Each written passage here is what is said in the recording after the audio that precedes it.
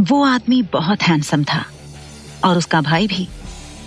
उसके साथ जो 4 आदमी और थे वो भी बहुत हैंडसम थे। उनकी गाड़ियां उस आलीशान घर के पार्किंग लॉट में रुकी थीं। उस आदमी का एक अलग ही रुतबा था। वो शहर का सबसे अमीर इंसान था। उसका मेन बिजनेस वेपन्स बनाने और उन्हें बेचने का था। वो इंडियन गवर्नमेंट को भी अपने वेपन्स देता था, लेकिन विदेशों में भारी कीमत में बेचता था। उसकी कंपनी के बनाए हुए वेपन्स की पूरी दुनिया में मांग थी। वो कंस्ट्रक्शन का बिजनेस भी करता था। उसके साथ साथ कई और अलग अलग बिजनेस भी करता था। उसे राजा कहना गलत नहीं होगा। वो सच में ही वेपन्स किंग था। कंपनी के बनाए हुए वेपन को दुनिया भर की मिलिट्री एयरफोर्स अपने देश की सुरक्षा के लिए विदेशी सरकारें भी मांगती थी। हथियारों को खरीदने के लिए भी विदेशी सरकारें कितना भी पैसा बहाने के लिए तैयार थीं। उस आदमी की उम्र 33 साल थी। वो बहुत ही यंग, हैंडसम और चार्मिंग था। उस पर अमीर घराने की लड़कियां मरती थीं। यही नहीं, आम लड़कियां भी उससे शादी करना चाहती थीं। उसके बारे में यह भी अफवाह थी कि उसे लड़कियां पसंद नहीं हैं।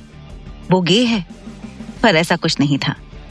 वो आदमी ही था, बस वो लड़कियों से दूर रहता था। वो बहुत ज्यादा गुस्से वाला इंसान था। वो गुस्से में बहुत भयानक लगता था। बिजनेस की दुनिया में उसे एक नाम मिला था, मौत का देवता। वो सच में मौत का देवता ही था।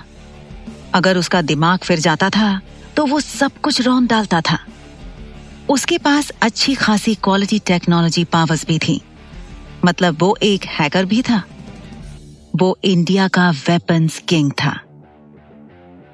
वो आर्यन खानदान का बड़ा बेटा था। लोग उसके दादाजी और उसकी बहुत इज्जत करते थे। वो बहुत इज्जतदार खानदान से था। वो इहित आर्यन का बड़ा पोता था। उसका नाम अश्वत इहित आर्यन था। उसके छोटे भाई का नाम आदित्य इहित आर्यन था। आदित्य अश्वत से 8 साल छोटा था। उनके साथ उनका मैनेजर प्रत्यूष, पीए ओहस, सेक्रेटरी रचित और एक क्लोज फ्रेंड अभ्रम था और बाकी बॉडीगार्ड्स थे। अंदर जाने से आदित्य बोला, भाई सोच लो, दादाजी इस लड़की को देखेंगे तो बहुत से सवाल करेंगे। उन्हें बहुत बुरा लगेगा कि आप एक लड़की को उठा ले आए हो। अश्वत ने उसे घूर कर देखा। अभ्रम ने कहा, हाँ अश्व, तेरा छोटा भाई सही कह रहा है। ऊपर से तेरे दादाजी चाहते हैं कि तू जल्द से जल्द शादी कर ले। लड़की देखकर तो बवाल मचा देंगे। मैं नहीं आ रहा, मैं तो सीधे घर जा रहा हूं। ये कहकर वो भाग गया। तभी आदित्य ने कहा, धोखेबाज कहीं का, भाई ऐसे धोखेबाज दोस्त ना पाला करो। तब तक अश्वत टिया को लेकर अंदर जा चुका था। फिलहाल उसके दिमाग में एक प्लान चल रहा था। उसके दादाजी लिविंग रूम में ही उनका वेट कर रहे थे। वो हमेशा ऐसा करते थे। उन्हें अपने पोतों की बहुत चिंता थी। वो मरने से पहले अपने पोते की औलाद देखना चाहते थे, पर अश्वत शादी करने को राजी ही नहीं था। उसके दादाजी ने देखा कि उसका पोता एक लड़की को बाहों में उठाकर अंदर आ रहा है। वो बहुत हैरान थे।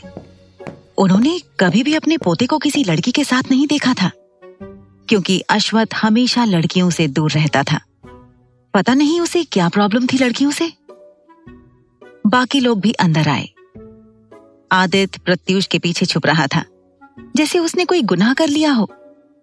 दरअसल बात यह थी कि आदित्य ने थोड़ा सा पी रखा था। अगर उसके दादाजी को पता चलता तो बहुत डांटते और नाराज भी होते, इसलिए वो चुप रहा। दादाजी बोले, ये लड़की कौन है? इसे यहां क्यों लाए हो? आदित्य बोला, दादाजी मैं भाई को समझा ही रहा था कि इस लड़की को लाना ठीक नहीं है, लेकिन भाई नहीं माने और ले आए।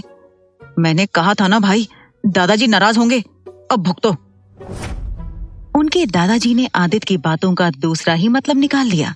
वो बोले, अच्छा तो 4वीं से शादी ना करने की वजह ये लड़की है क्या? ये तुम्हारी गर्लफ्रेंड है? ये सुनकर सभी शॉक्ड रह गए। अश्वत शांति से बोला, हाँ। ये सुनकर तो आदित्य लगभग बेहोश होने वाला था। उसे समझ ही नहीं आ रहा था कि उसका भाई करना क्या चाहता है, क्योंकि उसे भी लगता था कि उसका भाई गे है। यही नहीं, सब हैरान रह गए। उसके दादाजी बोले, मुझे पहले नहीं बता सकते थे? इसे इतना छुपाने की क्या जरूरत थी? अगर तुम इस लड़की को पसंद करते हो तो इससे ही तुम्हारी शादी कराऊंगा। मुझे फर्क नहीं हो गए थे, पर आदित्य लिविंग रूम में ही इधर उधर घूम रहा था। जब उसने डॉक्टर नैना को आते देखा, वो सोचने लगा, डॉक्टर नैना आधी रात को आर्यन पैलेस में क्या कर रही हैं? किसने बुलाया? उसने डॉक्टर नैना का रास्ता रोक लिया और बोला, अरे डॉक्टर नैना, आप इतनी आधी रात को? डॉक्टर नैना बोली, आपके भाई ने इमरजेंसी में बुलाया है। अब आदित्य सोच में पड़ गया। डॉक्टर नैना उनकी फैमिली डॉक्टर थी। वो सीधे अश्वथ के रूम में चली गई।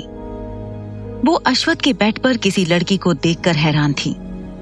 वो मजाक करते हुए बोली, क्या बात है, सबको लगता है कि आप गे हो। मुझे भी यही लगता था, पर आप तो। बीच में ही बात काटते हुए अश्वथ बोला, डॉक्टर नैना, मैंने आपको इलाज करने के लिए बुलाया है, ना कि मैं गे हूं या नहीं हूं इसके लिए नहीं। अपना काम पूरा कीजिए। और अपने बेडरूम से ही अटैच बार में चला गया। वहां जाकर वो वाइन पीने लगा। वो प्लानिंग कर रहा था। उसे एक अच्छा आइडिया मिल गया था। वो चारवी सहाय से शादी नहीं करना चाहता था, उसकी बहुत बड़ी वजह थी। चारवी जितनी अच्छी दिखती थी, वो उतनी अच्छी नहीं थी।